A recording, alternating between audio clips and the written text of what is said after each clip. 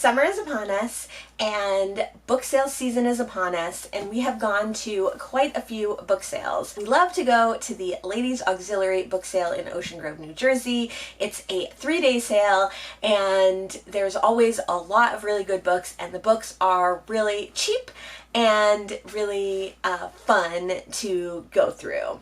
This year was a little stressful just because it's still kind of COVID times and they haven't had the book sale last year. So there were a lot of books, but there were also a lot of people, and it was a little bit stressful to be so close to so many people. I wasn't able to take a lot of footage at the library sales just because there were a lot of people and it felt a little bit rude to be filming too many people in such close quarters, but I will try to insert a little bit of footage. We also went to the Bradley Beach library sale, which I went to soon before my very first recently acquired books. Oh, I have to get Marty. Get.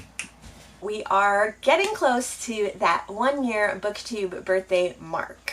I have never read any Shirley Jackson, so I was happy to pick up We Have Always Lived in the Castle. I don't know what this is about except that it is spooky. I got this big hardback copy of Devices and Desires, which is one of the last P.D. James books that I haven't read yet. This is in the Adam Dalgliesh mystery series, and I only have 3 or 4 left to read in that. I also got this paperback version of Devices and Desires. I found this one before I picked up this hardcover, but I couldn't resist getting both of them because although I like the cover series of this version, having a very cool hardcover, I just couldn't pass it up. Very simple inside.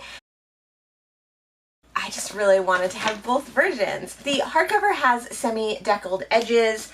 I'll probably end up reading the paperback. It's just going to be an easier book to hold on to. I also got P.D. James' A Taste for Death, which is another in the Adam Dalgliesh series, so now I have a few more that I can read, and I'll be closer to finishing off this series. Speaking of series that I'm working on, I was super lucky that my husband spotted this big bind-up of some of the Fletch books by Gregory MacDonald.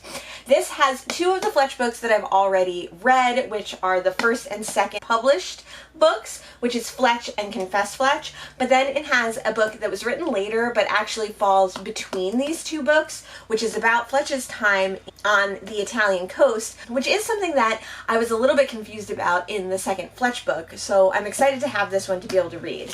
This is a big chunky mama, so if I find a paperback version of that book, I probably will pick it up. Not at a library sale, but I also got Son of Fletch, which is a short Fletch novella, and this little hardback copy was so great. Very simple, cute brown hardcover, but with this amazing Joker colored cover, orange, purple, and green. Amazing. Another mystery in a series of mysteries that I have read from before is John Burdett's Vulture Peak. This is in the Royal Thai detective novel series, and I've read 2 of his books quite a few years ago, but I really enjoyed them and I kept them on my bookcase, so when I saw this one, I wanted to pick it up, maybe try it again. I think this one is later in the series, and it's not the same cool cover way that I have on my bookshelves, but worth checking out. Another book that I picked up recently that's part of a series was not in a book sale, but it was from my local Habitat for Humanity restore, and that is Hannibal Rising by Thomas Harris. I've read the first 2 in this series, and this is the final book in the series, so I have to hold on to this one until I find the 3rd book in the series, but I couldn't resist getting it to add to my collection. At one of the library sales, I got Jazz by Toni Morrison. I've heard that this one is a little bit more esoteric and harder to get into than some of her other works, but after reading Sula earlier this year, I want to pick up all of her books no matter what. When I saw this one, I picked it up. I also picked up this movie cover of Beloved from A Free Little Library for the same reason. I probably will end up swapping this one out when I find a better cover, and I probably won't be reading this one anytime soon because although it's supposed to be her best work, it's also one of the most difficult to get through, and I think I need to start a little easier when it comes to Toni Morrison. Another author that I read for the first time this year that I really loved was Evelyn Waugh. I read The Loved One, and I saw 2 of his books at one of the book sales that I was at, so I picked up Vile Bodies. I don't know what this book is about, and I don't know what the other book is about either, but like I said, I really fell in love with his writing and I want to read more of his work. So I got Vile Bodies and I got Charles Ryder's School Days and Other Stories. I think this collection of short stories has characters from Brideshead Revisited, which is Evelyn Waugh's most famous work. Other authors that I love and I picked up from the book sale include Graham Greene. I got The Power and the Glory. I love Graham Greene's books. I've only read a handful, but whenever I see his books, I want to pick them up. I think he's probably one of the greatest modern writers, and I think he's quite underrepresented when it comes to modern classics.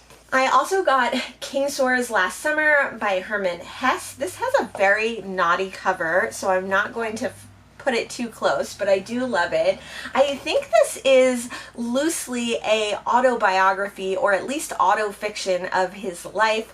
I've read that Herman Hesse was a little bit of a narcissist, but I know a lot of booktubers who really love his work. I loved Siddhartha so much, and it's the only Herman Hesse book I've read to date, so I definitely want to pick up anything else that I see by him. Next are a couple of books by very famous authors that I've never read any of their work, but sounded interesting at the book sale. So I have Joseph Conrad's The Secret Agent. I don't know what this is about, but hopefully it's a mystery and intrigue, and maybe it would get me into reading some Joseph Conrad because he is a well-known modern classic author.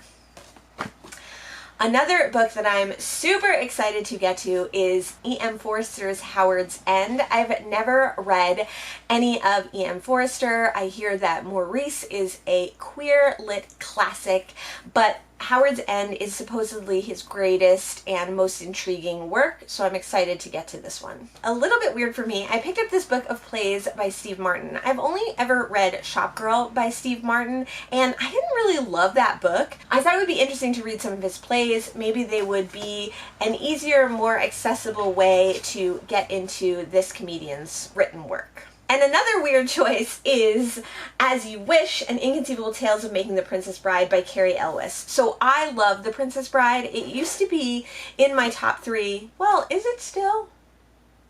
It might still be in my top 3 favorite films of all time. This book I've never heard of. I just thought it would be interesting to kind of read a little bit more. I have read the book of The Princess Bride by William Goldman, and that was really interesting and an interesting companion to the movie, so I thought that this one would be interesting as well. In my last recently acquired books, I talked about how cute the editions of the New York Review books are. I don't really know the theme of this book edition series, but I like the books, and a lot of them sound really interesting to me. So I already have a few of these. This one is The Tenants of Moonbloom by Edward Lewis Walland. This seems kind of about a loner and an ostracized character and how he is dealing with life. And then I also got An African in Greenland by Tete Michel Kombasi. This one is about a young African gentleman who always wanted to travel to Greenland, and I believe it's pretty much a non-fiction true account of when he eventually does get to travel there. Unfortunately, the 2 book sales that I went to weren't huge on books written by people of color, but I was able to pick up Julie Osaka's The Buddha in the Attic, which seems like a very slim novel chronicling the lives of several Japanese women. This one sounded interesting to me, and it was one of the few books written by an Asian author, so I definitely wanted to get it.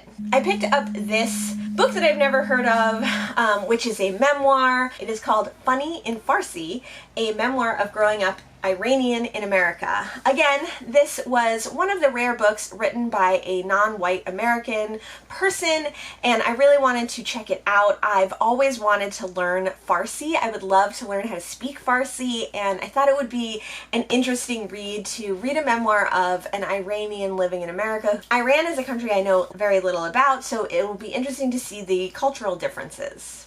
I think we'll stop there because we are on the 20-minute mark on the camera. I have quite a few more from recent book sales, little free libraries, and other used books, but we'll go over those another time. I always remember going to Vermont every year, and we would go to the Grafton book sale every summer, and it was one of the best book sales ever. I miss it so much.